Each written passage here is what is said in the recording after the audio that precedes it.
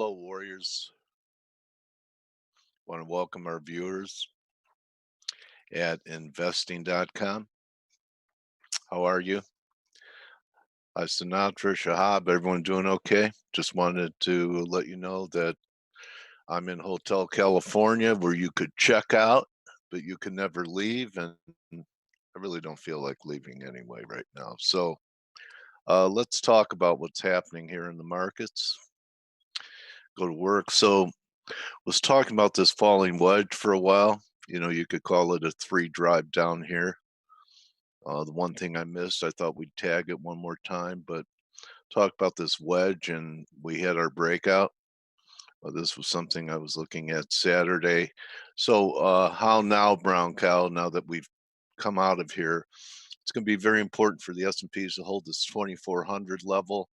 This 2,400 level. The reason I put a lime green line there was that was the high after the initial Fed announcement of their massive program. And then we came all the way back, almost made new lows, and now we're cracking the wedge. So um, I really think that there's at least 2640 in it, 38% retrace. It's just a question of, do we do it from here?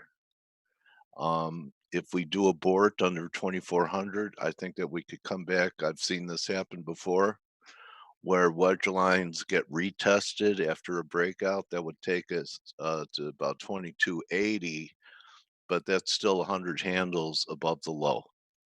So pay attention with that. I want to talk about two other things. First of all, I'll talk about the euro, and then I want to talk quickly about rates. So I'm going with this as a trend, okay? And this was a pretty good break, almost 900 pips on this decline here. All right, so right here, we're coming up against a 200 on the 4, but the way it looks to me, just on the daily, we could possibly trade up to 111. It's between 110 and 111. And this happened, like the S&Ps and a lot of markets during uh, the recent panic. Was pretty directional. I'll ask, even though I know Steve has a long-term bearish bias in the dollar, I would say this looked pretty impulsive to the downside. Got there in a hurry like everything else. So I would like to see the euro, which is having a good week. I don't know if I really don't see it falling apart. In fact, some people could say, we might have this top in the dollar. It's pretty negative action in the dollar, but I'm going to give it one shot sometime. Probably will be next week. Start scaling in 110 up to 111. Because then if you have equality from 111, it gives you 102. And if you take some type of fib extension of this from up here, the parity people will finally get to do a cartwheel in Frankfurt that, see, we knew the Euro experiment wouldn't work, and that would be under par, probably going to be one of the buys of the century in the Euro under parity. We'll see, but I'm going this way with the dollar. I'm not thinking this is the bottom because I think there's something that we should pay attention to that I think is probably more significant than the stock market. And that's that we have a credit crisis. Okay, so uh, I've never seen the bonds behave like this. We've had market crashes before, but it's been a long time. I mean, look at what normal ranges used to be in the bond market. You know, pretty gentle, the safest, most conservative instrument on the planet. And then when you start to get things like this happening, just this 2-week period, that's telling me that things are out of control now. Okay. And let's face it, the Fed's coming in, they're buying everything. They're trying to keep rates down. And right now, all I see in the TLT, which is about 20-year duration ETF on the bonds, is playing around the 61.8 level. If we get equality, and I'm correct that we're not going to new highs above 180, and this is just correcting this crash in the bond market, which is really what we had. I'll show you LQD in a minute. But equality is going to take it, this is 40 handles here, is going to take you to 126 down here. And then I don't even want to start thinking about what it would be if we did a 1.618 from here. You'd be talking about par, 100 in the bonds. And something that builds a case is even on the short end. Here's your 10-year note. Okay, so we bottomed at 40 and had this big rally, and we're pulling back here. Yen's weaker, S&Ps are weaker. I don't think we're going to take out these lows. And think about what while we were up here, when there was some liquidity problems, what the Fed has thrown at it. And all we're getting, to me, it looks like, is a retrace up to 10-year. Yeah, could it trade down to 60?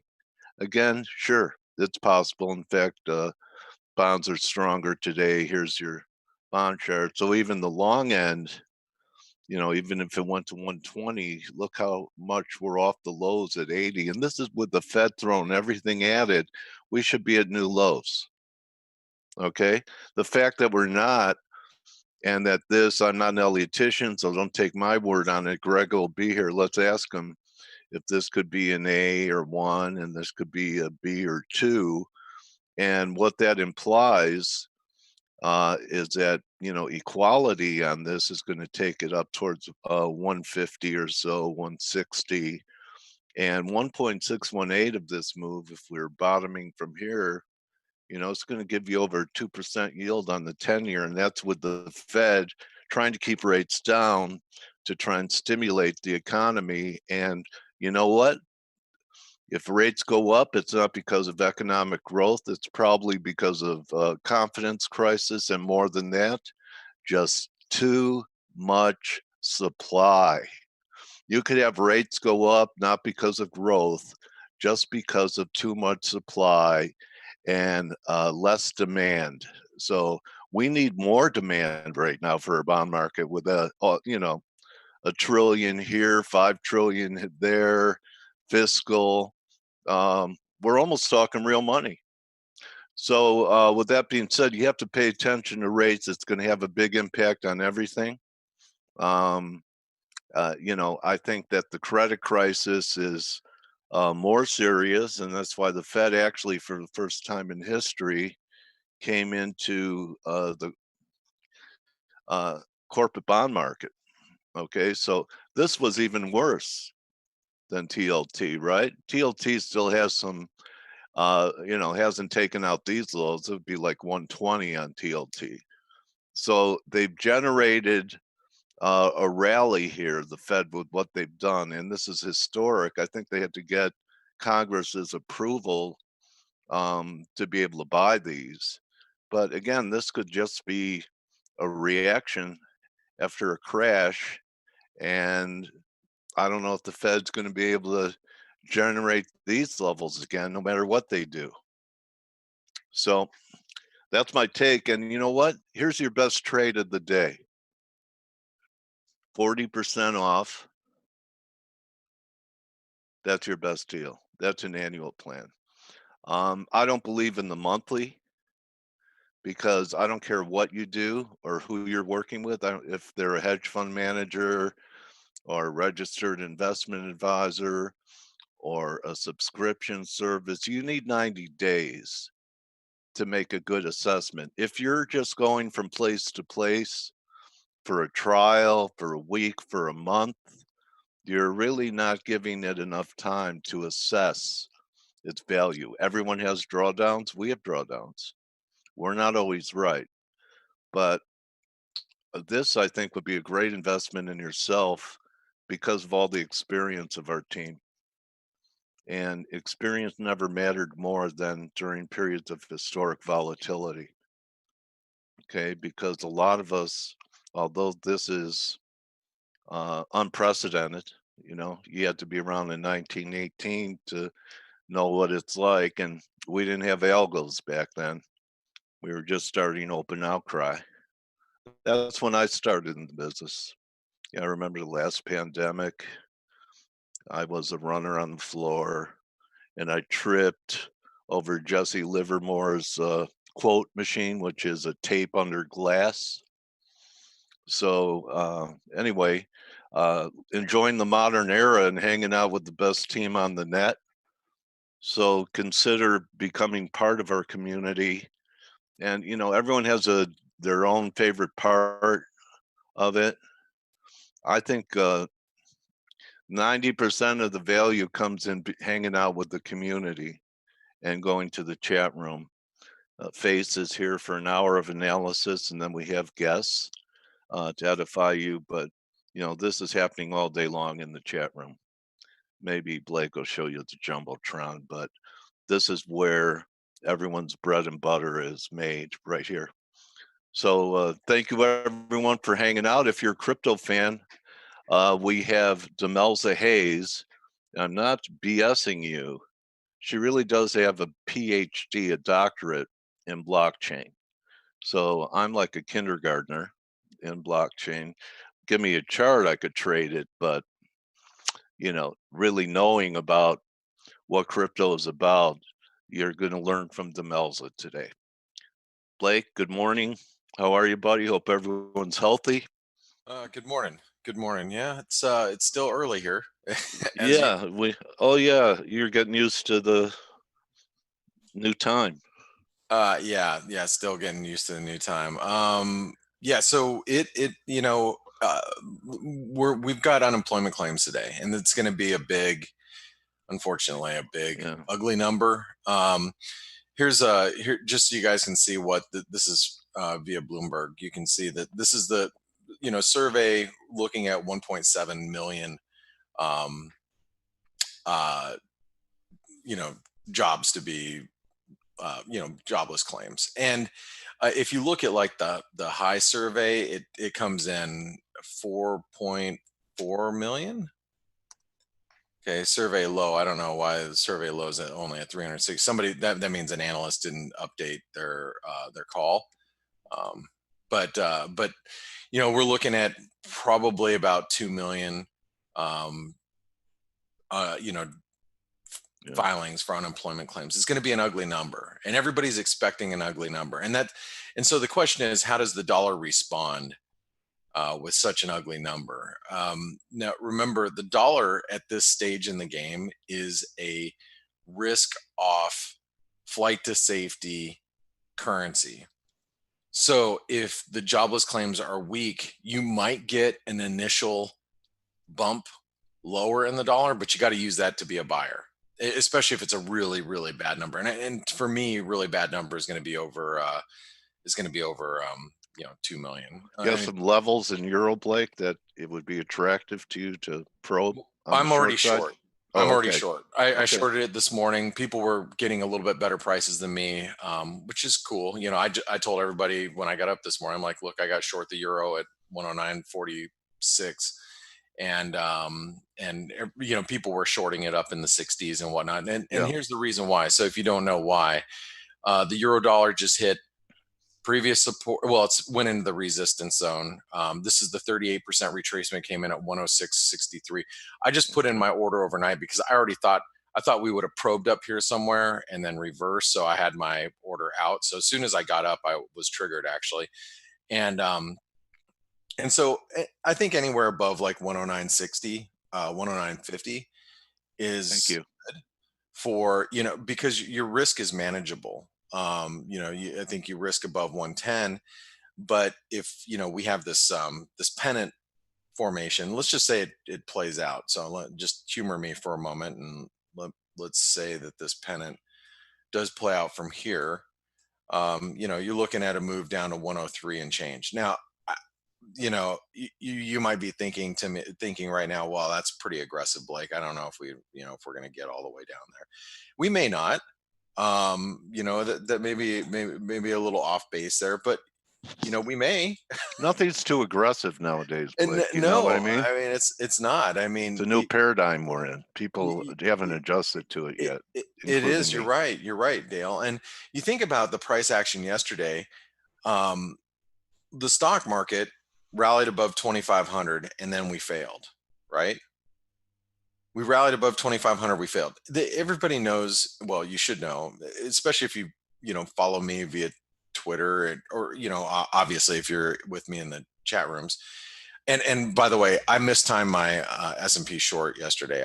I was short at 2460. My average was 2460, and it went above 2,500. And I was feeling a little nervous. And then at the end of the day, Bernie Sanders saved me. I hate to say that, but he did. He basically said he's not gonna vote for it if the package, if it included blah, whatever. I forget what the verbiage he used.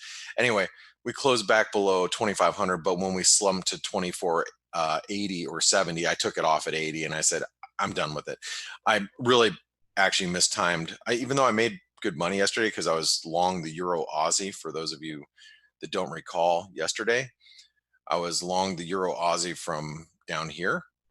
As we came out of this wedge, for those of you that missed it, you know, I was long the Euro Aussie as we came out of this wedge, and it was a great trade. I made really good money, and then I was like, oh crap, I'm just totally screwing it up being short the S&Ps. But I took a loss there. But overall, I had a good day. But the what I'm trying to point out here is that the S&P failed yesterday, and so because of that failure, the above 2,500, you have to think while we're below 2,500, the risk remains lower. And if these numbers are ugly, which I'm assuming they are, I'm going to assume that the unemployment claims are not going to get better anytime soon. Not while we're in lockdown. The longer we're in lockdown, the longer that we're going to get these unemployment claims that continue to be a really big drag on the economy. It's I could name all the reasons why the economy is going to stay weak, but unemployment claims should stay high, and employment should continue to stay weak until we have some sort of vaccine, or we've got so much testing out there that we've done such massive testing that we've now isolated where all the major cases are coming from.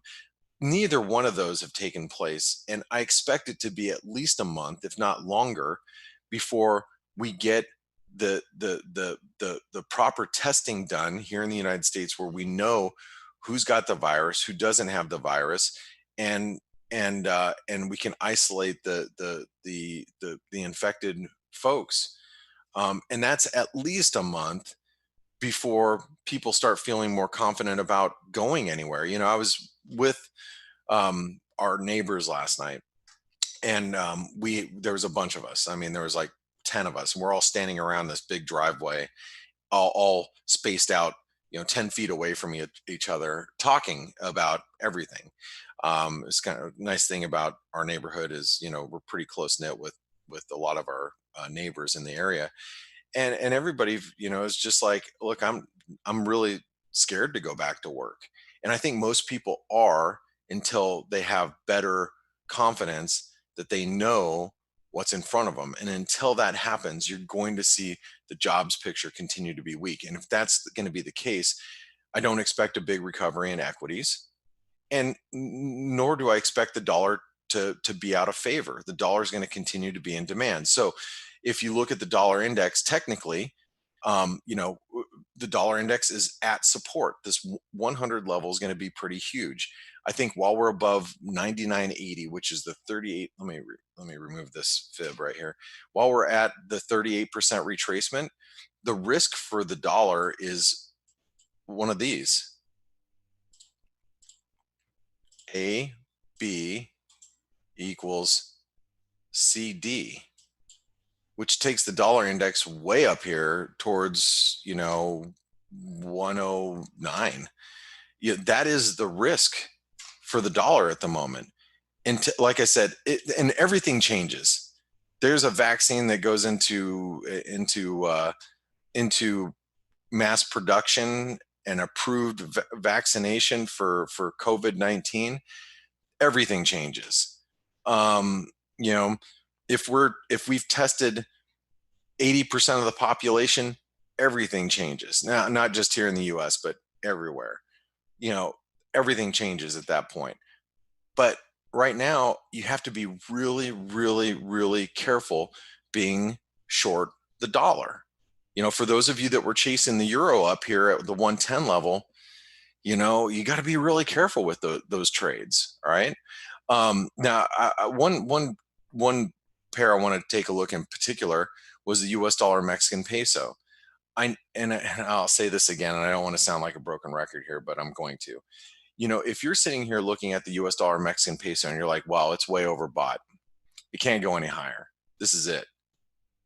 My answer to that is going to be, is it? Is it? Your If answer you to read, that is USD Turkish lira says hold my beer. right, yeah, And many other currency pairs in his, historically. Yeah, speaking, historically, if you zoom you can out, go, oh, well, well, there's yeah, no way, the U.S. dollar Turkish lira is going higher. No way, right? The U.S. dollar Mexican peso is in the same boat, and I'll tell you, it's held support. Now, obviously, if we start breaking below like 23.70, 23.80, we might get a pullback towards 23, something like that. But you have to be really careful about where we're at right now. And if you read like Mark Chandler, his analysis, he's like, man, if this virus continues to be prominent and a big issue globally, the US dollar Mexican peso can trade above 30. I was like, wow, but he made the case for it. And Mark is, as Dale's had him on here, he's probably one of my more favorite people in the currency world. He sent me his books, and he's like, yeah, when you come to New York, come stay with me. And I'm like, me and my family, and I'm like, yeah, I don't know if I'm going to come to New York anytime in the near future now, but that was last year. But anyway, you look at the dollar Mexican peso though, and the risk is that we could trade, back up towards 25. I would be very skeptical about being, short as we're here at the 38% retracement. But the point I was trying to make is, while the euro was trading at 109.70 this morning, the dollar Mexican peso was not pulling back. And I think if you keep an eye on the dollar Mexican peso, this is going to help guide you what to do with the dollar at the moment. All right. Another pair I want to point out is the cable. So the cable, I know a lot of people are bullish the pound because, again, it can't go any lower than where it is, right? So it's, you're bullish. That's most traders, it's so oversold, it's got to bounce here. Okay. We are at previous support, which is acting as current resistance. This level in the cable, you got to be really careful with. The lows from here in August, and then the spike lows from August. This whole area, I would be very skeptical about being long the cable here. Now, am I short? No, I'm not. Do I think the cable is a better value than the euro? I do. That's why I've been shorting the euro pound for the last few days. While the euro pound has been below 93 cents, I've been on the short side of the euro pound, I think 3 different times over the last week, just kind of shorting it as we're, nearing 93 pence. Now, I'm not short right now, but like I said, if you want to say, well, the cable or the sterling is is a good value down at these levels, you may want to express it against a cross rate versus trying to trade the pound dollar or the cable itself, just because the dollar is the asset in the mix that may not act the way that you expect or want it to. You know what I mean? So if you want to express being long the cable, try doing it against a different currency that's not a dollar, right now, because like I said, the dollar is in so much demand. It does, Chi in our chat room made a great point just before I stopped, looking at all the chats, because everybody here in the chat room is, chatting around. You can see just in the last, um, 40 new messages since 5:05. In the last 20 minutes, there's 40 new messages, that everybody's chit chatting around here and posting their charts. But Chi made a good comment that I read, and then I didn't get a chance to answer him. He said, look at what the Fed's doing. Look at what, this is our chat room, by the way. Look at what the Fed's doing.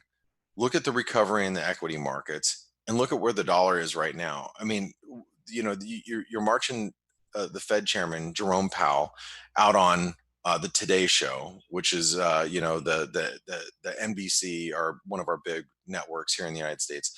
You're marching him out, telling everybody, hey, there's unlimited liquidity. We're going to continue to support the market. We're going to do this, to do that. Stocks have bounced a little bit, and the dollar's barely pulled back. That, to me, tells me, and I'm going to go ahead and take this off, guys. That tells me that the dollar is still in great demand here. Is the dollar going to break above 103? I don't know. Based on what I'm looking at, it seems like it's going to. And yes, I am long the dollar. So if I, am I talking my own book? Yeah, in a sense I am. But it's for good reason.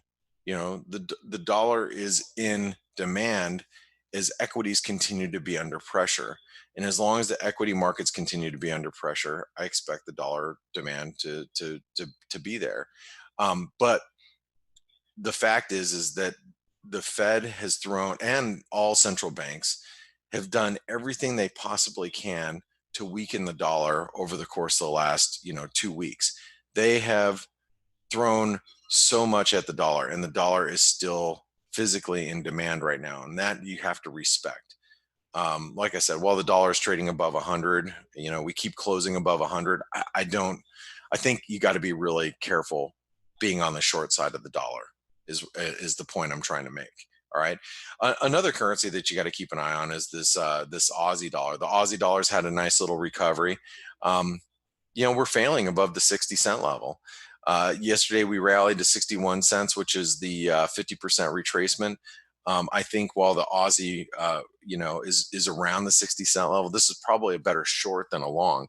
Will the Aussie trade down below 55 cents? I don't know, but I still, even best case scenario for the Aussie, we might be in a consolidation down here for a while, at these lower levels. So I'm not a buyer of the Aussie up here either. And I think it's probably a better short than a long, even after this big drop. And I know, it was probably a great long down here at 55 cents, but now that we're up at 60, I don't know if I really want to be on the long side of the Aussie up here, not based on what is in front of me. We might get some data soon that would suggest otherwise. But okay, so I'm going to stick with you guys for just a minute through the economic data here. We're going to have, this is the number you got to watch, the initial jobless claims right here. So we have this, where's my, hold on, let me see here. Here's our data flash. This comes with, the data flash right here comes with Forex Analytics. Watch the number right here. They're looking for 2.1 million. Wait, no, that's GDP. I'm sorry. Initial jobless claims, forecast of 1 million. What? I don't know where they're getting their data, but this is via Bloomberg right here is 179. And I anyway, think the worst number, Blake, we had in 2008 was 580 something thousand. Yeah, I mean, this is a shocker. These are shocker data points, and Yeah, I mean, you got analysts all over the place.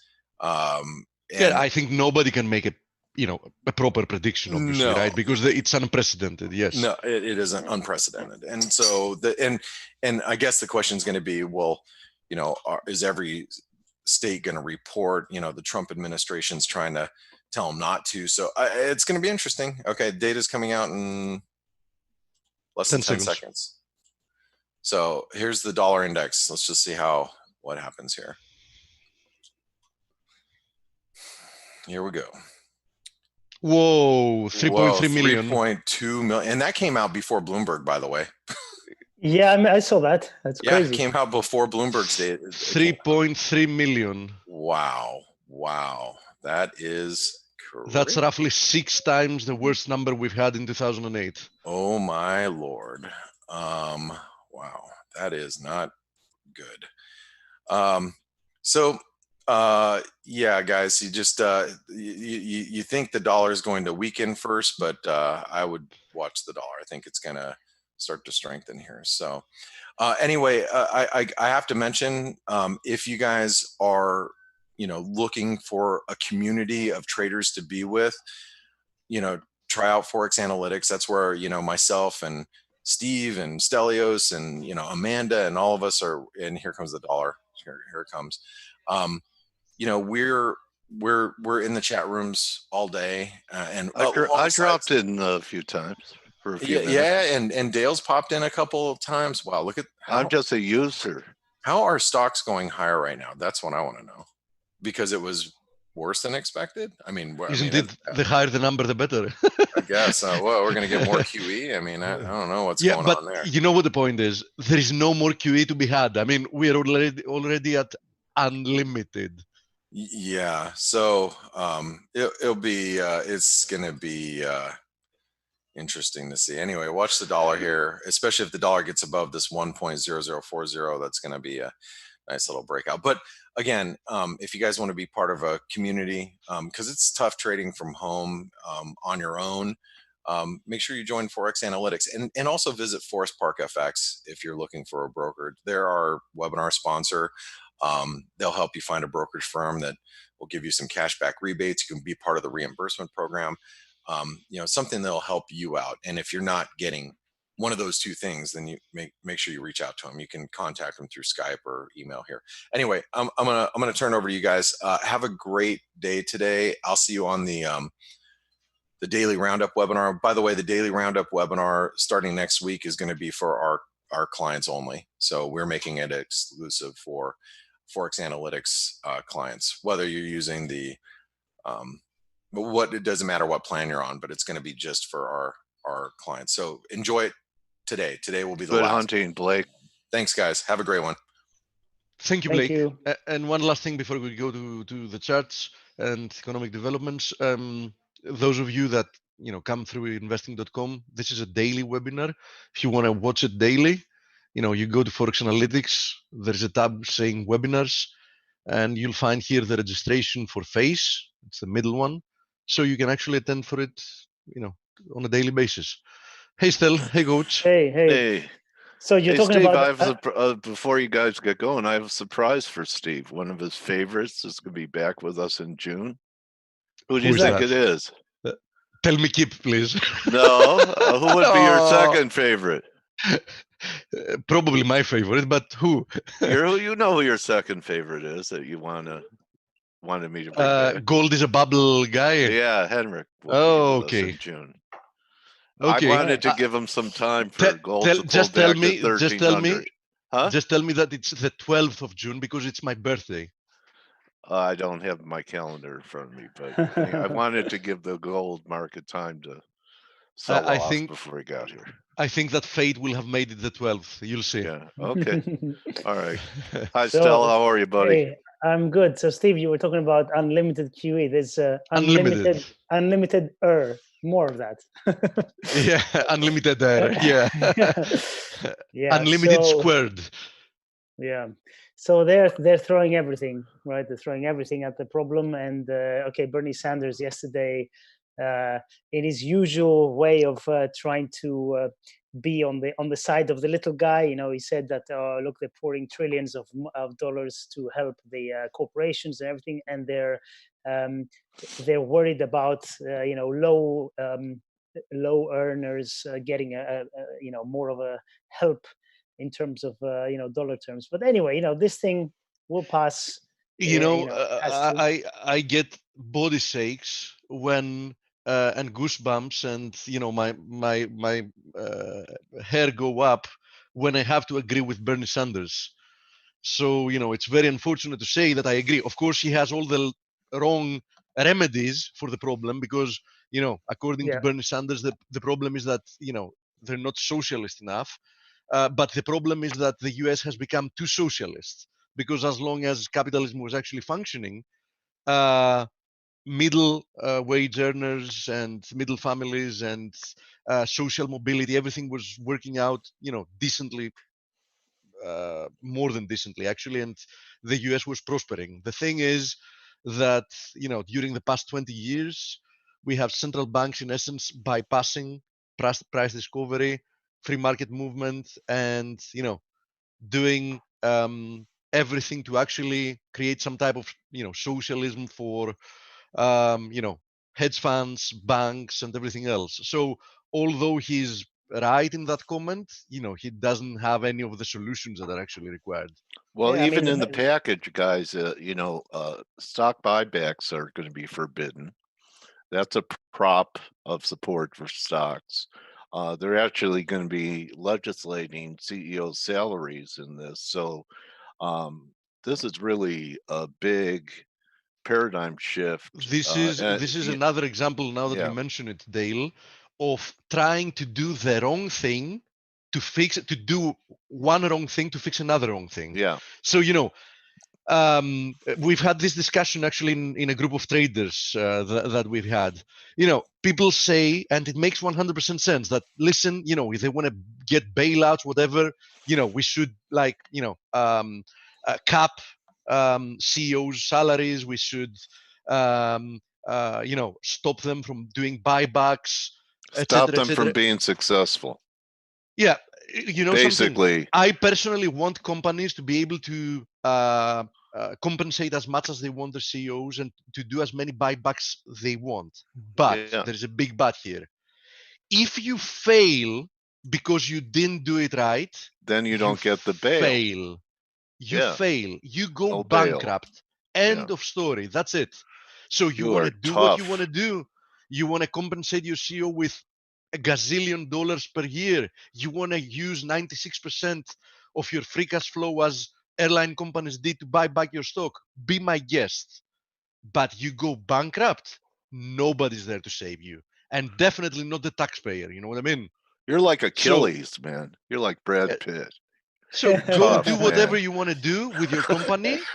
But if you fail, there is only one way the market is going to take care of it. You'll go bankrupt, and there is going to be a new management, a better management, buying back your assets at, you know, very low valuations and managing your company at a much better way than you did. End of Great story. dancers. Yep. Yeah, so Some that's it. great And you know dancers out something? there. This What? is the only way to sever this chain of moral hazard, because in essence what is now happening is the result of what happened during the previous two financial busts, 99 2000 and 2007 2008 2009. Now every single big company knows that, you know, if things go really bad, you know, the government is going to come in, step in, and save the day. That has to stop here. That's Okay, what I think is the best solution. Steve for president, I say. That's exactly. Yeah. No, I hear agree. Biden's trying to find a way constitutionally to put Steve on the ticket as number No, 2 thank at you. VP. I You want don't to want stay this as far gig? away from politicians as How possible. about the Fed? How about an Oh yeah, I would appointment take at care the of that. Fed? I would take care Okay. of that gladly, All gladly. right. Okay. But you know, it wouldn't be what you know as the Fed today. All Fed right. would go out of everything it's currently doing and do gosh. one single thing: monitor inflation in the proper way. The first thing I would do is, you know, get them to start measuring inflation the proper way. Man, I am glad I don't work for you. Okay, so let's go to the. One more what thing, else do we have, Stelio, before we go to the charts? mention the ECB. You know, they have this new 750 billion euro PEPP, the Pandemic Emergency Purchase Program. They have an acronym for everything, don't they? And basically, they've scrapped a limit, which was the buys were basically capped at 33% of each country's debt. Now they say there's no limit, so they can do anything they can now. So the euro euro actually rallied when this was announced early this morning. I'm not sure if it's a positive or negative thing for the euro, but this is what they're doing. And really, in line with all major central banks, they're just doing everything they can, literally everything they can. I mean, the next step, the last step they have is to say, okay, helicopter money, how much money are we putting to each person's account? $2,000, $3,000? Okay, make it 100,000, something ridiculous. And that way, obviously, Yeah, they're gonna which judging from how the bidding of the stimulus package was going, I mean, it started from something like, what was it, Stelio? 200 billion initially. 200 billion, and Yeah. literally, if you checked every 6 hours, it was going like the COVID-19 cases, exponentially. Every 6 hours, it had doubled. Yeah. So they're trying everything, and this just shows you that they realize what the economic effect of this virus is going to be, and we're already starting to see it. And this is going to be with us for a long time, unfortunately. We've been And saying unfortunately, this for the weeks. economic effect is that dire because the economy, as we kept warning, was in a very, very bad shape. Very bad shape. I mean, everything Yes. was artificially propped, but there was no real leg for the economy to stand. I mean, we had talked about it again and again. Economies that to produce nominal growth of like 2.5, maximum 3%, that needed to borrow every single year 6%, 7%, 8% of their GDP to create that mere and growth. remember, we were talking on this webinar. We're saying, look, when the markets were like S&P was at over 3,000, we're saying, look, we don't know what the trigger is going to be, but you're running in such a way that anything that's even a minor crisis is going to cause a collapse. And obviously, this was a big crisis. Of course. I mean, unfortunately, it was a really bad event with human lives at it all. I wish it was something different that made the bubble deflate, but and it's not in our hands. Unfortunately, it is what it is. So it had to be it, and now we have to deal with it. So now let's start from the dollar. So what's happening here with the dollar? The dollar is, as we speak, Blake already showed this, so I'm not going to stay here much longer, is back testing this previous high, and so far this move lower can be corrective. So I think this 99.90 area is going to be quite important for us to determine if that's the case. I would want to see the dollar push higher once again. I would want to see it take out the 2016 high, if I remember right. Yeah, the 2016 high, and before it actually fails.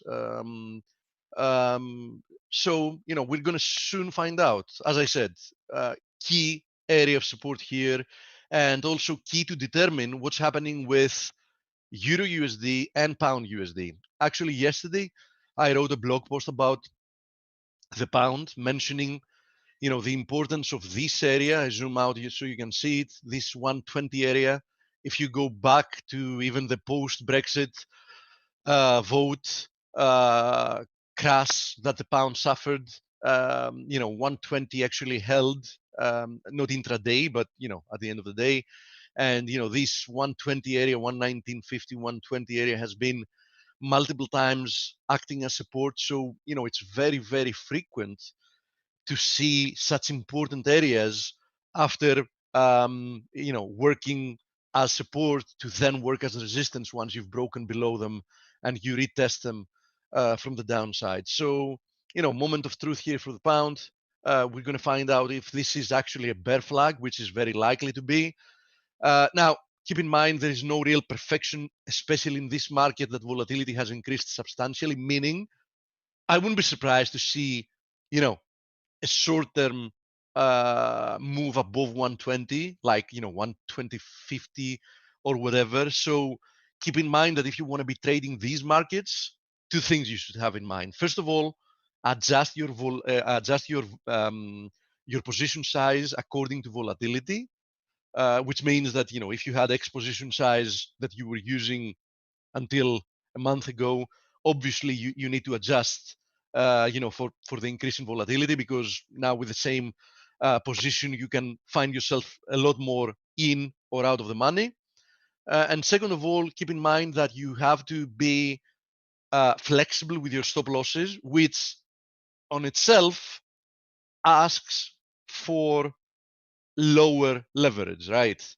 So you shouldn't only adjust your leverage based on the fact that we have increased volatility, but also based on the fact that you should be more flexible with your stops, because intraday, especially, you can get a lot of stop runs that can happen before something reverses. So those are the two things I have to say about the pound. I think the pound is, very clean at the moment from a technical perspective. I do think that from a risk-reward perspective, being short here makes 100% sense. Now, something makes sense from a risk-reward perspective doesn't mean it's going to work, but it means that statistically speaking, it has a very good potential, because you can have a limited risk and a decent potential for profit. Now, where would I be looking for if the cable actually reverses from here and turns lower once again? I can potentially see this even going for 110. 110 is the 161.8% extension of this last rebound higher. So, why not? I mean, we've made it all the way to 114 last week. So, 110 is doable. Now, Euro USD, more or less the same deal here. This can prove to be a better flag. We're going to find out quite soon. Obviously, if one of the two turns lower, most probably the other one is going to do more or less the same thing. Aussie, Kiwi, so far displaying the same type of price action, not a flag. So far, this looks like being a pennant, both in the Aussie and the Kiwi. So potentially those two can turn lower from here. Keep in mind that, we turn lower from here in this pair, so dollar turns higher from here. After a new high for the dollar, I will be aggressively looking to be short the dollar, for the medium to long term. So, I just want to clarify this because it's important to have in mind the time frames we're talking about, right? Now, gold, because a lot of people obviously are, laser focused on what's happening with the gold market lately. Gold not only has broken back above this 1590 area, but both yesterday and today so far, we've back tested this area as support, and so far it's holding. So I have to say that, gold is still looking fine. I mean, now, if stocks start plunging, in the same manner that they did until a few days ago, I won't be surprised to see more downside for gold, because we know that when the market is really sitting the bed, excuse my language, we have liquidations that are actually hurting gold in the short term. But in the medium to long term, I think that the path of least resistance remains higher for gold. Don't forget that the gold market is one market that has actually already since months ago posted all-time highs against the vast majority of the currencies, not against the dollar yet, but I think it's a matter of when and not if. Okay, silver also remains quite well bid. We said that $11 was a nice target. We almost made it there. Keep in mind that this looks like a blip on the chart. I mean, yeah, okay, we're back to 1440. This is one way of looking at it, but if you actually bought at the spike low until yesterday's high, that was a 31% move higher.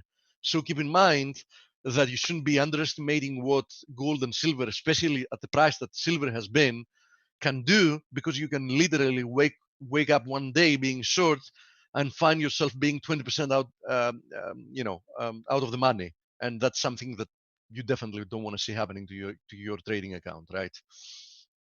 Now, copper remains very weak. No surprise, given the fact that copper is, quite strongly correlated to the fate of the economy. Too early to determine what type of technical formation we have here, but one assumption would be that some form of a pennant, here. As I said, too early to say, right? But so far this looks like a decent assumption that this can actually be a pennant, in which case more weakness could follow from here. Now, Palladium, I was expecting a rebound in Palladium along with a rebound in risk, and as you see, this came in spades. Palladium failed at the confluence of the 50 DMA and the 61.8 yesterday. I actually shorted 1/3 of a position yesterday in Palladium. Those that are in our chat room know that. I'm actually right at the money here, so that's where I shorted it yesterday. It moved a little bit higher.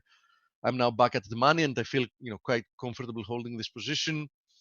Crude oil, I have to admit that crude oil remains very, very weak. So so far we've seen attempts for it to rebound, but it's finding it very hard time in posting a decent rebound from here. So Crude has my been assumption. tested positive for COVID-19. Who? Oh yeah, Crude. yeah, yeah. WTI. Yeah, keep in mind, coach, though, as I've said multiple times, it might be positive to COVID-19, but I believe that COVID-19 is not going to kill crude. It might weaken it further towards the teens, but I think that's going to be an amazing buying opportunity. So I'm really crossing my fingers and hoping that we're going to see lower prices in crude, because I'm going to be loading the boat. So you have nothing between 20 and 1.272? Because I had something like around No, we do. $17. $17 is a previous low. Yes, absolutely. Oh, okay. You know what? Then we have it's to go got to back. take that out if people are looking at 17. $17 is the next downside area of support, and below that, it's more or less 12. Now, do I think we can make it at 12? I doubt it. Nothing is impossible, and you never know. Sometimes you can get like a flash crash, so you might test like a ridiculously low or a ridiculously high price intraday. But I wouldn't be holding my breath for crude to make it to 12. I think it's a very unlikely scenario. And in any case, keep in mind, and I've showed that before, keep in mind that when you're trading commodities, it's not like trading a stock. It cannot go to zero. Okay, it's as simple as that. It's a tangible asset, a real commodity that needs factors of production to be produced, and there is a limit to how low any commodity can go. Okay, so the closer you come to what makes sense, because just to put that in context, Stelio, I don't know if you're still here, but I assume that even the countries that have the cheapest production costs for crude, like Saudi Arabia, I don't think their production cost is less than $15 per barrel. So bottom line, nobody can make a profit at these type of prices, right? And when nobody can make a profit, that means that the price is not staying there. As simple as that. So if we get very lucky and we get close to 15, I'm buying and I'm just waiting. End of story. At 19, they used to give you a shot of penicillin. It seems charged with pound, copper, but you seem biased to silver longs. Yeah, absolutely, because silver, historically speaking, silver is extremely undervalued. The most undervalued of the metals at the moment, historically speaking, is silver, and followed close by platinum, because platinum is also very undervalued historically. Very, very, very undervalued historically. Okay, so these would be my two favorites, with silver being first in in looking for a lot more upside in the months to follow. Okay. You're correct, Steve. CEO of United Airlines makes 10 million per year. Now he's asking for 50 billion to help his company. What the hell? Yeah, absolutely. I mean, absolutely. They should let them go bankrupt. Trust me, they're trying to persuade people that bailouts make sense because, for example, oh, we are the US. I mean, we can't lose our airline companies. You're not going to lose your airline companies. The planes aren't going anywhere. The buildings aren't going anywhere. Pilots aren't going anywhere. Etc. I mean, if United Airlines goes bankrupt, you know what's going to happen. Some people with money are going to come in and say, like, okay, so you're bankrupt. I'm buying up all your assets for 10 cents on the dollar, and I'm building the airline company from scratch. I might or might not keep the name, and we'll be back to business in a few days. As simple as that. Because same thing with hotels. I mean, you have a hotel industry, you go under, the building is still going to be there. People are still going to be looking to work in that hotel. Somebody's going to step in, they're going to buy up the building, they're going to buy up the assets, and trust me, the hotel is going to be back working with new management in place in zero time. That's how the market works if you let it work. And that's how you sever the link of moral hazard. And from that point on, everybody understands that if you mess up, if you really miscalculate, or if you're really reckless and instead of putting some money on the side when times are good, so you have when something goes wrong, then you go bankrupt and nobody's there to save you. I mean, why should the US taxpayer or any taxpayer in that matter save companies that have been making billions? Boeing is a great example of that. Boeing has spent during the past 5 years 35 billion buying back their stock at ridiculous valuations. 35 billion during the last 5 years, just 5 years, and 45 billion during the past 10. And now they're asking for a 60 billion bailout. If you had those 45 billions on the side, you'd probably not need a bailout. How much market cap have they lost from their highs? It was what, about $350 stock? No. It was at 400, 390 something. Okay. And it tanked all the way to 90 something, if I remember right, 1 quarter. And Wow. these guys were still buying back their stock near 400. So they want a bailout, let them sell the stock. Plus, they have to roll over their corporate debt at 30% higher levels or 20% higher levels too. So their margin rates just went up with the credit crisis. Because that's their margin account. If you borrow money to buy anything, that's a margin account. Of course it is. Anyway, I just wanted to.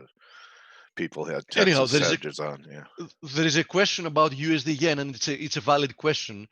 Now, I'm the first one that has said here since some time ago that I just stay away from the USD yen because it's a pain more than anything else. USD yen was clearly showing that it's losing momentum. I mean, look at all those upper wicks on the daily chart during the last 4 trading days. We were stalling at this support resistance area, and today we're seeing quite a decent down day. Listen, USD yen is a mess, and the reason is the reason that this is the case is we very well know that more or less there is a collar in this market. I mean, there are opposing forces here. We know that the Japanese pension investment funds, the Japanese central bank, they're working on manipulating the currency indirectly or directly, by purchasing, by no need to go into detail. So we've seen the USD yen completely decouple from its usual correlations. I mean, it was very tightly correlated to yields. It was very tightly correlated to risk. So, it hasn't lost these attributes. And what it has been doing is, after a period that, it kept coiling and coiling and coiling, then it started going into a dance of faking market participants in all directions. So, we had this multi-year symmetrical triangle, falsely broke above it, reversed lower, came down to the triangle again, falsely broke below it, reversed higher, back above the triangle again, and after all this, I wouldn't even be surprised if we went in the opposite direction once again. So bottom line, it's not a shame to say that. Just, in my opinion, just stay out of it.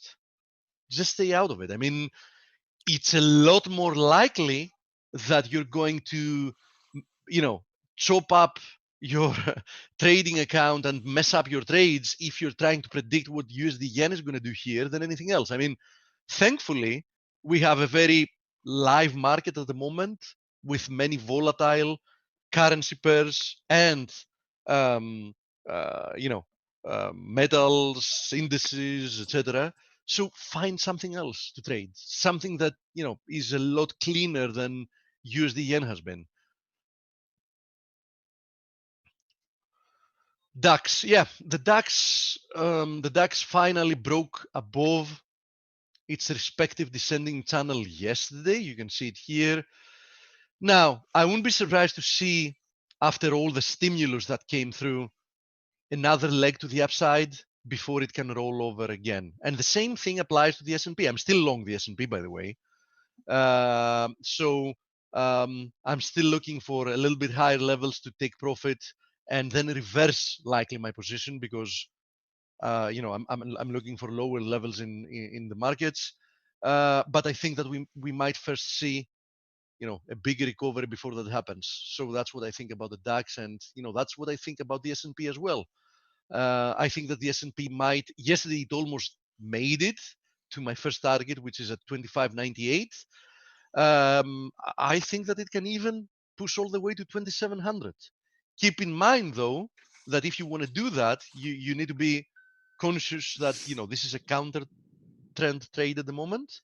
So you have to make sure you have the right position size and manage your trade accordingly, because at any given point this market can reverse lower and go all the way to 2000 within a couple of trading days. So you need to know what you're doing if you want to trade it counter trend. Okay. Now we had questions again about the Nifty, etc.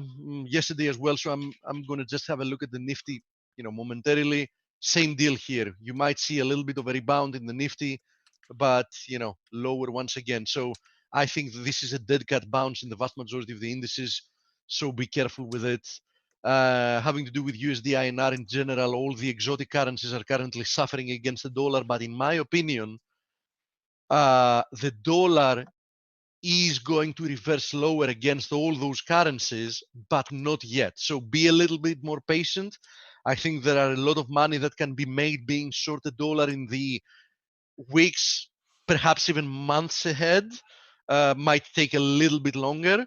But I think once we see a big reversal in the market, there is going to be so much downside to chasing the dollar that you don't need to try to, to catch a falling knife, for example, the Indian rupee or, the South African rand, or, you name it. Steve, I sent you a Skype. Well, I sent us, no, there's a Skype a message in our room.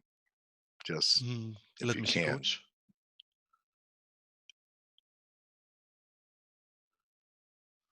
Can you do that? I'm not sure if there is going to be sound, actually. Okay. Let me see. We can do it tomorrow if you want. Okay. Yeah, it's a good time, anyway. Yeah, absolutely. I thought this would be a good time with our record attendance today.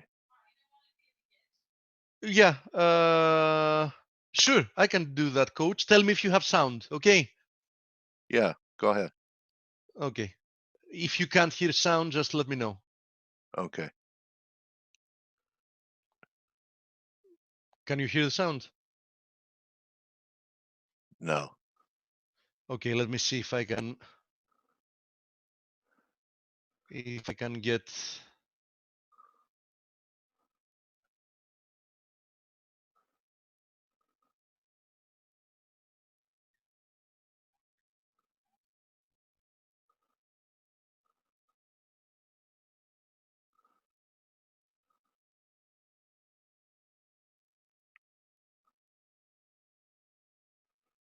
Nothing yet. Nothing yet.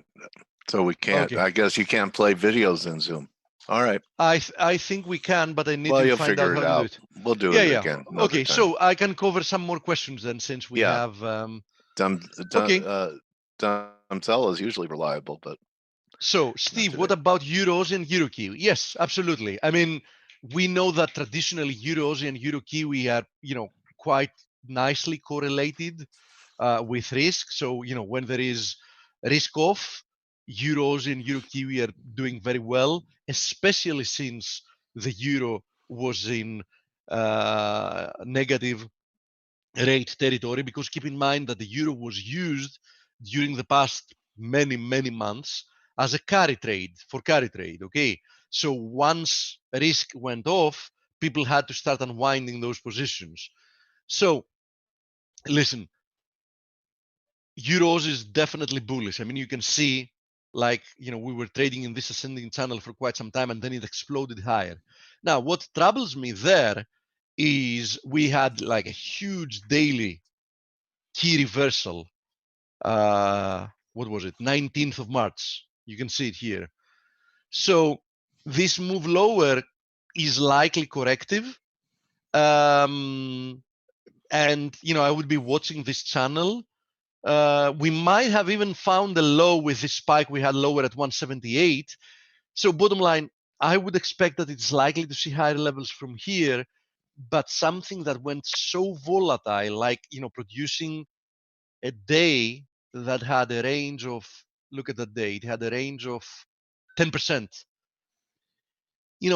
Troubles me a little bit. In what sense? It's not that easy to buy the dip, because, it might prove to be a dip, but it might prove to be like another 6-7% lower. So bottom line, I think buying this market makes sense, but you have to be very nimble and do it being very careful, meaning probably start, stepping in the market by buying, small positions and adding.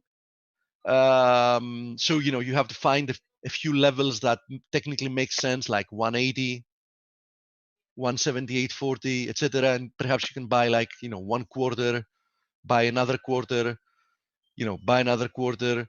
So you can build, your cost average, so you don't find yourself a lot out of the money. Now, if it turns decisively higher before you manage to accumulate the position you want, then you can keep increasing your position as it moves higher once it gives you, a strong signal that it has reversed higher. Okay. So I think that, since volatility has really exploded higher in these pairs, this is the only way you can go at it. Here is EuroKiwi as well. You can see we have like this trend line support. So far it's holding. Under some scenarios, it can even retrace all the way back to retest this symmetrical triangle that is now broken before it explodes higher from here. Okay. So same deal here. I know it's not easy to buy this dip because, it moves a lot per day. So the only way you can do this is, taking it slowly and building a position slowly, either on the way down or on the way up if it decides to violently reverse once again. But I do think that, the path of least resistance remains to the upside for now, both in Euro Aussie and Euro Kiwi. Are the jobs lost most hospitality? Listen, Dimitri, the problem with the US economy, and it's a huge problem, and it's not only with the US economy, with many developed economies, is that vast majority of the jobs are in service sectors, and vast majority of the GDP comes from consumption. So, in general, the vast majority of the jobs, yes, are in the service sector. And unfortunately, I don't think we should be expecting any rebound, anytime soon. Even if Trump takes the decision to try to get people back to their work in a couple of weeks' time, I think it's going to be a bad decision. I think it's going to be a bad decision. I'm not judging it politically. I'm judging it from the fact that I think that coronavirus is just going to go worse.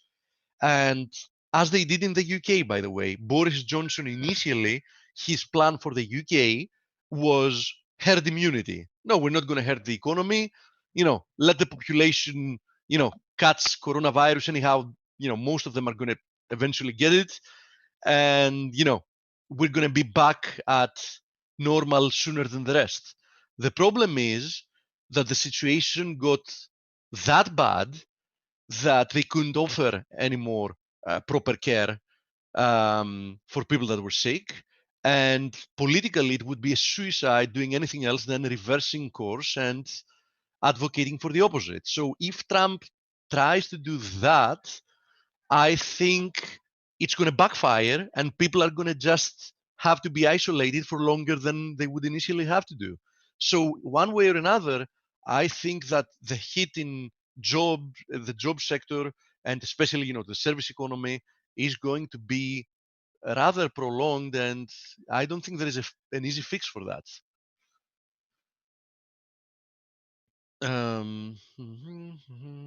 Could you please take a look at wheat? Yeah, Ingmar, remind me the ticker for wheat, please.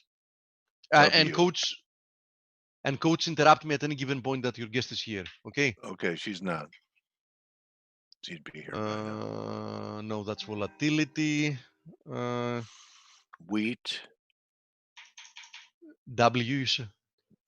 W. No, it's not Wayfair. Wayfair's a retailer. Okay, if you give me a ticker, I'm going to have a look at it. Sorry, I haven't saved it. If gold makes a new high, would you assume the low is in for silver and platinum as well? Yeah, I would. I would.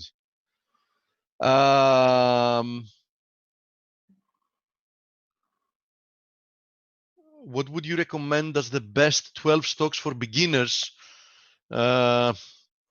First of all, I'm not a stock trader to begin with, but that even if I was a stock trader, on occasion I do have stock, of course, recommendations, but that's not how it works. I mean, there is no stocks for beginners or for amateurs or for pros. Any type of trading you want to do, it requires the same type of handling. Still, so yeah. So there is no, easy Doesn't market. matter what title is on the chart. Yes, exactly. You need to be able to follow the same type of rules for trading to work.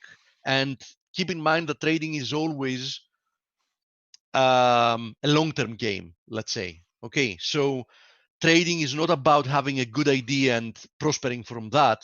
It's about having consistency in your ideas, applying the proper risk management, and making more money than you lose, because you will keep losing money from some of your ideas.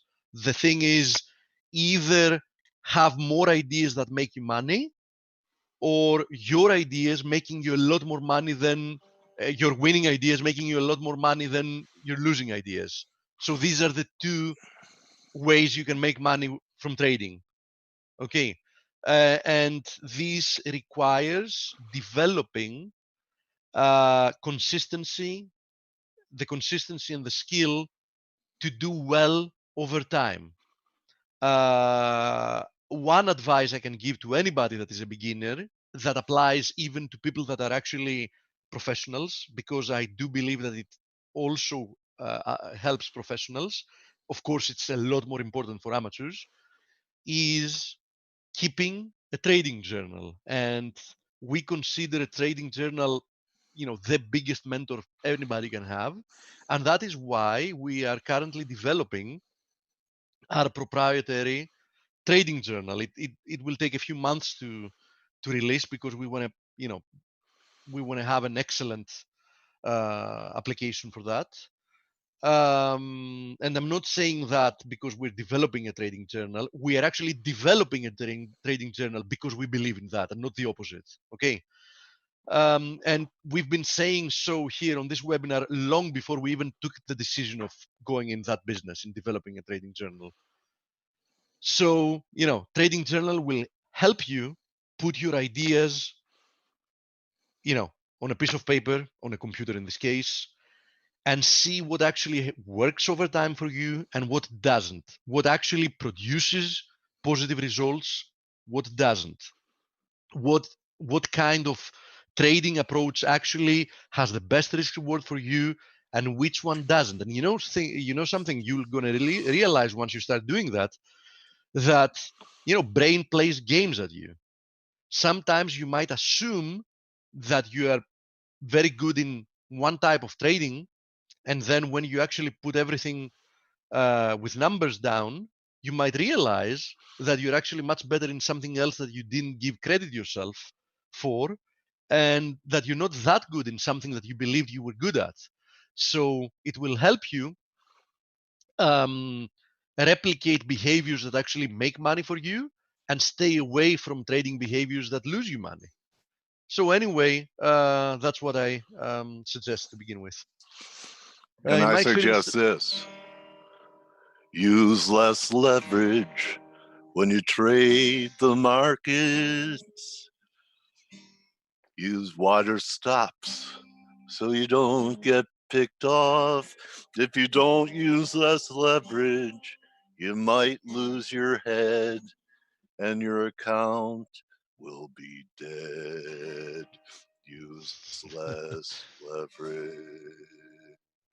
Couldn't agree more. As professional, what do you think about trading bots? I have nothing against trading bots. I know people, extremely smart people, that have developed some really good trading bots. The only robot I really liked, Steve, was on this show Lost in Space. Danger, danger, Will Robinson. Who remembers that? That's the only robot I like. I vaguely remember it. I've seen it like All right, many pull it years up ago. on YouTube, and you'll see great robot.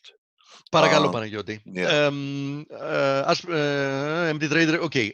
By the way, we do have, and it's still on beta version, we do have a MetaTrader 4 and MetaTrader 5 trade copier just for clients. So our patterns in play, somebody can execute our patterns in play automatically on a MetaTrader 4 and MetaTrader 5. So we do have, we do out offer of beta testing on that now? Yeah, we have people, actually, we have clients of ours beta testing.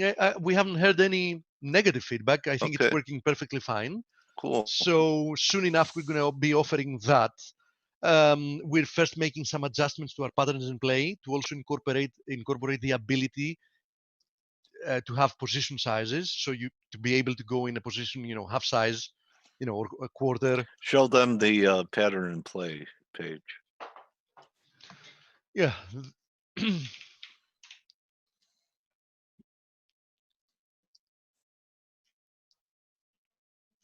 So these are our active patterns in play, and these are our closed patterns in play. As you see, we have 876 patterns in play that we have issued since July 2016 when we opened doors.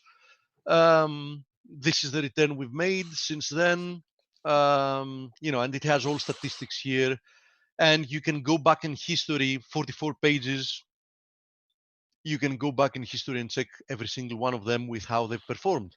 I mean, for example, the last 3 have made money, then some had lost, volatile times. But on average, as you see here in the numbers, we've done well. Keep in mind, and we keep repeating that, we want people to join us because we believe, they can get a lot out of it. Chatroom, besides the analysis, Chatroom is an amazing tool. And, what we hope for is that people that join us actually get to the level of many of our traders in our chat room, that they don't want to be there just to see what we're doing and try to replicate what we're doing, but to develop their own trading styles, have their own ideas, and benefit from interacting with us by exchanging trade ideas, having more eyes on the market, because you can never check everything. I mean, there are things that you might have loved trading, but you never noticed on time, right? So I think the best use of our services after you get to a specific level is, be part of the community and, help the community do better. And, I'm very happy and proud that we have a chat room that does exactly that.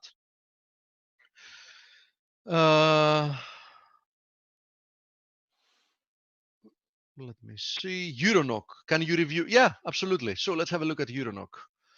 Now, I'm still short EuroNOC and USD NOC, small positions, because, I've started building a long-term position here. Now, EuroNOC obviously exploded higher above this very long-term wedge. And, at some point, this had to reverse, right? Now, the question is what happens from there? I wouldn't be surprised if, we see an attempt of a rebound again, either from here, 50% fib, or from a little bit lower, 1110 is a 61.8. And, the type of the rebound is going to give me more information about if this reversal up there was the high. So if it was, the blow up move, or if there is more to come.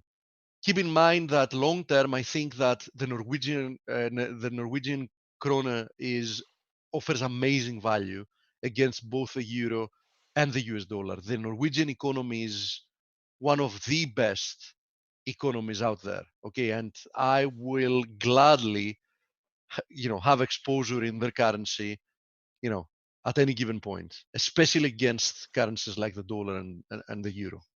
Okay, so very nice reversal, very nice follow through so far. Especially when we see the first rebound, if I see the nature of the rebound being corrective, I'm going to increase my position and I'm going to be expecting a lot more downside to come from there. Okay, so it's not easy to find levels when you've had an explosive move like that. We need more price because technical analysis requires data points in essence, right? What are the data points? Price. And when price just explodes to like all-time highs like this, and it doesn't stop anywhere, you in essence cross through so many price levels without leaving behind, technical indicators of which levels are important and which not. So it's not easy to trade such a market to perfection. So, you have to be nimble, take smaller positions and build up, as I said before about the euros and the euro kiwi. Okay. But anyhow, I've started having exposure in EuroNOC and USD NOC, and I'll keep increasing my exposure, especially when I see a rebound and I feel like it's corrective in nature. I will buy a lot more NOC, okay, or sell a lot more EuroNOC in this case. ZW is wait. Okay, let's go. ZW. Oh, wrong. Are you sure? I don't think so. Not here, at least. Maybe there's a number after it.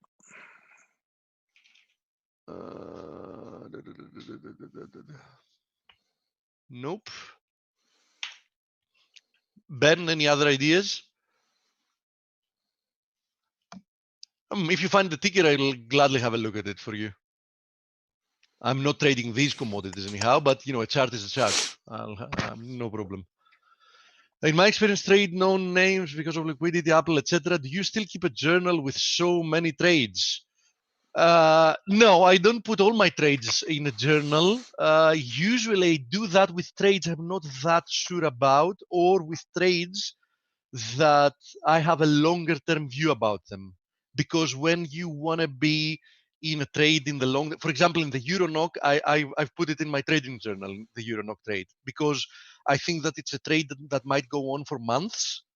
So, after a few months, I might not even remember the exact reason why I first went in the market at that price point I did, etc., etc. So, especially when I know that I want to be in a trade for quite some time, yeah, I find it imperative to put it in a trading journal, because otherwise, when this thing is over, you won't remember anymore necessarily, why you first entered where you did, why you then added where you did. You know, you get it. Can I have a look at Bitcoin? Absolutely. Bitcoin and Ethereum. So, Bitcoin, big move lower, busted the myth. I never bought on that myth that it's an uncorrelated asset. Because when the stock markets were really tanking, Bitcoin was tanking even more, and the rest of the cryptocurrencies.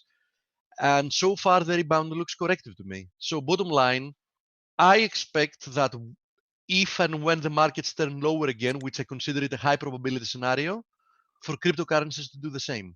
As simple as that.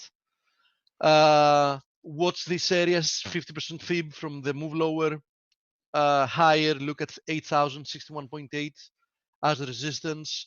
And I think that any move below 6,000 is probably going to be indicating that we started another leg to the downside. That applies more or less both to Bitcoin and Ethereum. Needless to say that Ethereum shows even weaker. You can clearly see this as a pennant. So I think that if you're looking for downside, probably Ethereum is going to suffer again more than Bitcoin. And if you're monitoring this pennant, once we break below it, I think 69 is the next downside target. You can see it here. 68 to 70, 72, let's say that area is a very nice support area. You can see it there. So actually more 75. So 68 to 75, an area of support. I think we can actually easily make it there next time we move lower. And somebody might say, you're looking at this chart and like, okay, that's not far away. Really? Because, if you statistically measure it, 40%, 50. That's a 40-something% move lower from there. So, that's quite a big move, right? And I do believe that we can see such a big move unfolding once again to the downside. Now, I won't lie to you. I don't believe in Bitcoin and Ethereum and cryptocurrencies in the long term. But from a technical perspective, if we get to that level, would I be considering buying some? Yeah. From a purely trading perspective, like, trading the chart, not caring about, its long-term value. What it is. And what it is. Sure. I mean, I might be buying some Ethereum at 75. Why not? Why not? Just, for a short-term trade, short-term technical trade. Yeah, I might. USDMXN. Blake is all over the USDMXN. So, you can also find it there. Listen, this is what I drew several days ago in the USDMXN. I haven't touched it. That 161.8 might produce a move lower. We overshot that for one day, half a day, and half a day until we went back there. And we're now seeing. And we have it on video at the bottom in that wedge when I said to Blake, USD MEX has a heartbeat. That was it at the bottom. Yeah, you can actually see it. You can actually see it if you go to the Forex Analytics YouTube page. You can see it in this video, this nice promo video that we've made, which has some real clips from Face. So USDMXN is one of them, Bitcoin is another one of them, and the VIX is the other one. And all of them, actually what we talked about at the 20th of February, and now everybody knows what the 20th of February was. It was like the last day before things imploded, right? It was right after Valentine's Day when the Bulls had their heart broken. That's a very good point. So the question is, what can happen with USDMXN from here? First of all, USDMXN really went vertical. Now, going back to the conversation we had about Euro Aussie and Euro NOK, etc., how much can it retrace? It's not easy to say, because this is an unprecedented type of move. I mean, one of the moves that happens once in many years. I mean, this pair moved 38% higher in 26 trading days. I mean, for people that know Forex, this is an unbelievable type of move, right? Unbelievable type of move. So when you've had something move that much, that fast, it can even retrace all the way back to 22 and still be bullish. Yeah. Yeah. So I have to say, it can turn higher at any given day, especially if risk goes off again. But it's not easy to buy it here. It's And it's if you due for some consolidation. I mean, we could put in a bull flag up here. yeah, It could exactly. take time to develop, Yeah, nobody knows how this can work out. I mean, it can work out like this. Yeah. It can work out like this, right? It can work out like this. I mean, yeah, strong markets work their overbought condition off more in time than price. yes. So bottom line, if you want to be long USDMXN, I think you need to start buying off little bit by little bit, so you don't expose yourself in a lot of pain. Okay. One more thing: the easy money on the way up has already been made. The very easy money, I mean, right? So you have to keep that in mind as well. And as Dale said, we might spend a lot more time correcting or consolidating the recent gains. So it's not easy to trade this type of a market. There's nothing to do right now. You might want to start buying, but I would start literally by 1/8 of a regular position. Yeah. Never go all in or all out, guys. No, especially in a market that has proved to you that can move 40% in a month, right? That's because you're expecting perfection, and don't expect perfection at the crap table. Yeah. Anyhow, join us for a lot more conversations on Forex Analytics. Watch the daily roundup webinar. Today, Blake does that. It's in 3 hours exactly from now. It's free for all. Last week that it's free for all. Next week it's going to be members only as well. It's a nice roundup of what has happened during the most active hours of the US session and what is to be expected for the hours ahead. So it's like a 10 to 20 minute, roundup by and focusing it's all mostly. Blake. And no one interrupting him. Yeah, not me, not Dale, not anybody else. Yes. Neither Steve and I are the interrupters. Oh, absolutely. Interrupters. Professional interrupters, yes. So, guys, more than anything we've talked about all day here, don't just count your pips, count your blessings. And I think the virus is teaching us, that there are things larger than money. So, glad to have you here.